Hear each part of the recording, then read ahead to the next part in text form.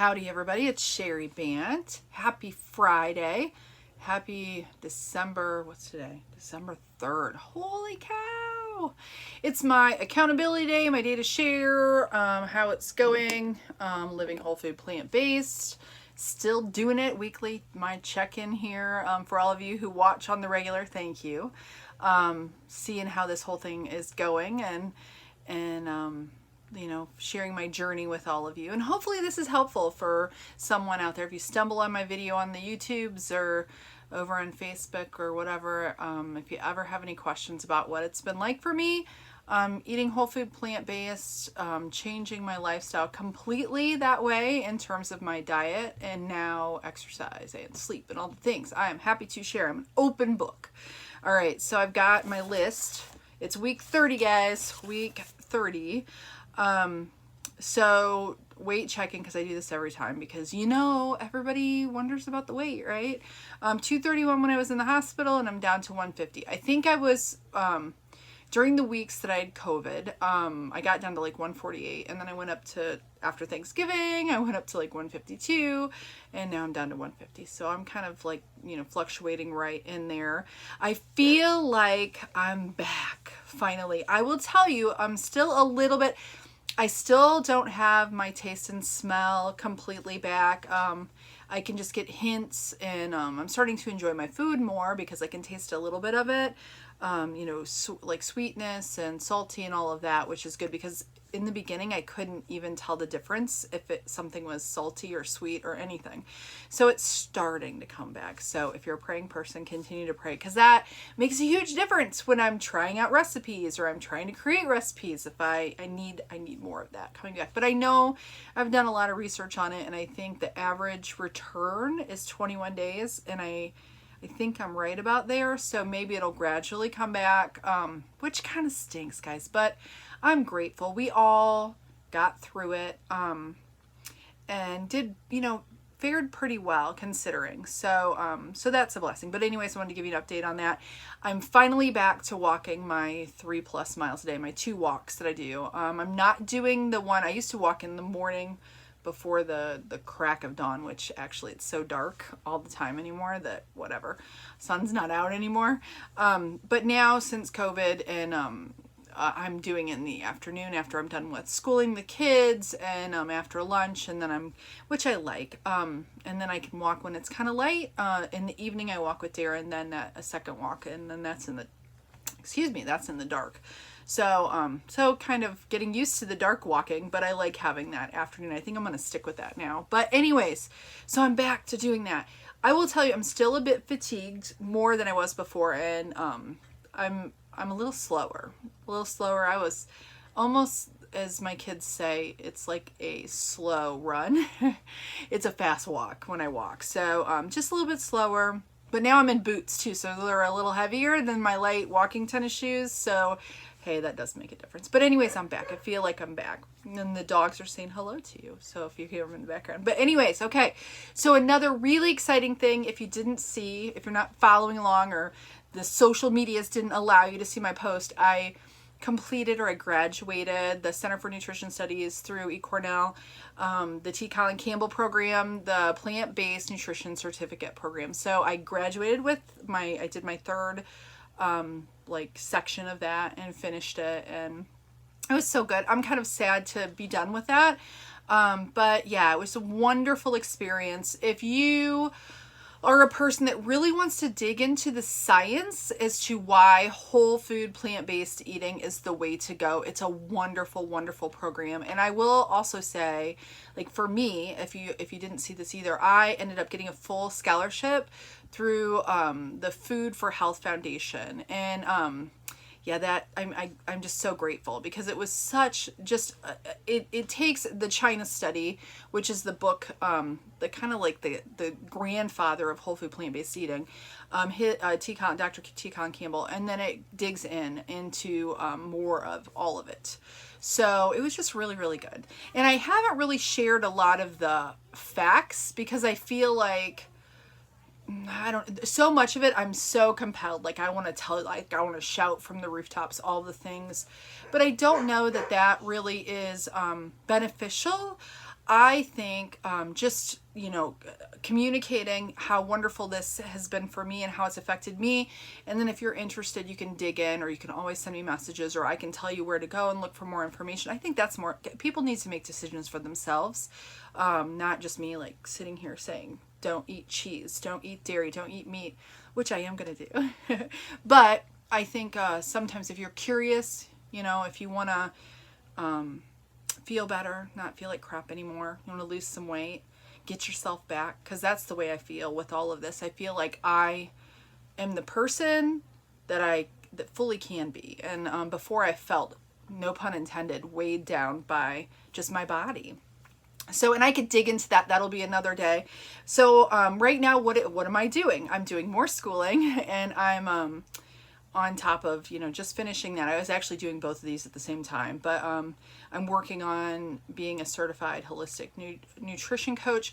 And the reason that I really wanted to do that as well as do the plant-based, because it's not plant-based. It's kind of like plant heavy. But it gives me more knowledge, back knowledge on body systems, just coaching in general. So if I can help somebody, how to go about doing that, just more of the holistic approach, which I know that starting with the food was first. I say this again and again and again and again. I could never be where I'm at physically, doing the exercise and all of that, sleeping at night, all the things, if it wasn't for what I was eating. So, but I know it all goes together, because there are times, or have been a few times, where I haven't gotten enough sleep, haven't had enough water, didn't get to do my exercise, and it completely affects everything else. So, so learning about the holistic approach, which is nice. So, and somebody commented on one of my posts that, never stop learning. And I'm definitely a proponent of, finding out as much as you can about something. And I will tell you, when it comes to nutrition, as you all know, there are a million different opinions, and you can find a study for anything you want, because most studies that are done with the incentive of it turning out a certain way. So the corruption is something that I learned a ton about, which we already know, guys, when it comes to like just our government and the medical profession. And it's not that people are out to get you. It's just that in the end, your whole body interests are not what most people have as their priority, if that makes sense. They're just doing their job. So, so anyways, it's up to you to take, to take charge of that. And that's something that I'm just grateful for doing. This is the, first time in my life where physically I feel like I'm in control. Instead of feeling like my body was failing me, I'm like, look at how freaking amazing I can feel just by making these choices that I choose to do. So anyways, never stop learning. Something else, I know Mr. Ant, Darren, my husband, my better half, was on with me last week, and we watched a new documentary. It's called PlantWise, and it's free. I think I'm going to try, if I can, I don't know if it'll allow me to, but I think I'll try to link it in the description of the video. If you're watching this on other social medias besides YouTube, I'll, I can maybe shoot it in there too, but if I can share the link. But it was really good. It was a little bit shorter, I believe, than Forks Over Knives. And if you haven't watched Forks Over Knives, I suggest it. But if you just want to pop in and watch this, it's free. You don't have to pay for it. It's web-based though, so you have to watch it like on your device or on your computer. But it's worth a watch. It really has a lot of the same...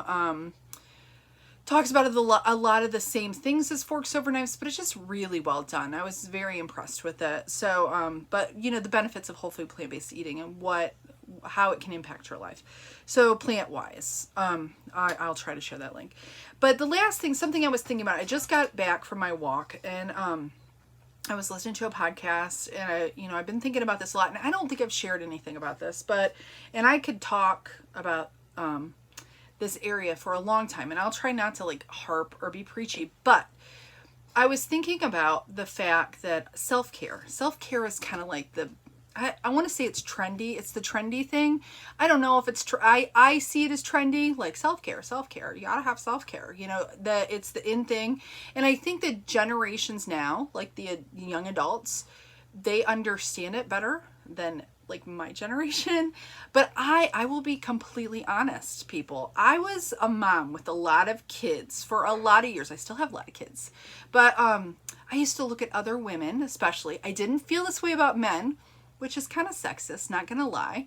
But I would judge. I was the mom that would judge other women, and the ones that were going to the gym, and you know, the ones that were really focusing on health, on self-care, as I thought. I'm not talking about going and getting your nails done and getting a massage, that kind of thing. I'm talking about focusing on you, your health, and that being a priority to you. I thought they were selfish. Okay, I said it. I thought, must be freaking nice to be able to go to the gym at 6 o'clock in the morning, have not one, have the energy to do that, 2, have the money to do that, and 3, like, and what are your kids doing? Where are they at? That's the way I used to feel. And I kind of feel bad for that. That was and I think part of it was because I felt like, one, I couldn't do it. Physically, I couldn't do it because I didn't have the energy. And there were times in my life where I tried. I tried the curves. I tried different things. But I kind of was like, oh, it must be easy for them. It's just hard for me. My body fights me. I used to blame my body. You know, I'm fighting my body. This is just my genetics. These are my genes. My dad has diabetes. He's overweight. Everybody in his family, you know, blah, blah, blah, blah, blah, blah, blah. But this is the thing. I realized after having COVID, not doing my walking, you know, really being sick, you crave all the crap. And I don't know if everybody else is like this, but I did as well. I didn't eat it.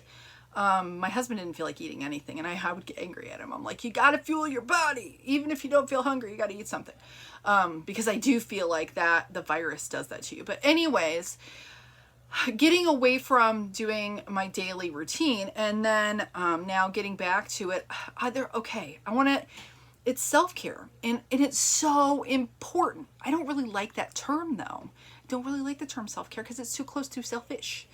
But if you have, you deserve it for you, for one. But if you have family, if you have a husband, even if they're not doing it, if you have kids, especially if you have kids, because this is where one thing I will say as a mom, I've completely failed my children in the fact that I know how kids learn, and they learn by doing or seeing. So they're observing what we're doing, and that will turn into a lifestyle for them later. The reason that we have all these lifestyle diseases isn't because of genetics. It's because our moms cooked a certain way, or our dads did a certain thing, and we do that same thing. So yes, we may have the genes, but we also have the habits that are passed down. And my kids didn't see me go into the gym at 6 o'clock, or they're seeing me be active now. They're seeing me put focus on my food now and how important that is. And that will have an impact on them for later. So I'm grateful for that. But that could have started with my oldest, who is not in the house anymore, and she doesn't see it. She hears it, but that's different than when you have a 4-year-old that sees you and your choices that you're making. So I guess in all of this, because like I said, I could carry on and on and on, because I know how I felt about someone else who made health their priority.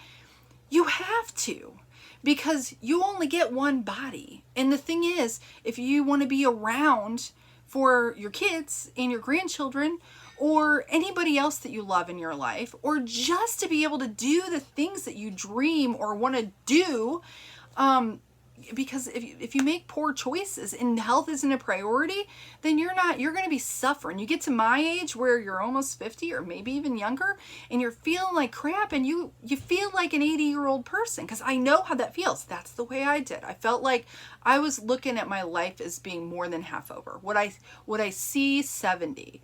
I felt like I wouldn't get there. I honestly felt that way when COVID started, this whole crazy thing with our world started. I can remember thinking, I feel so awful.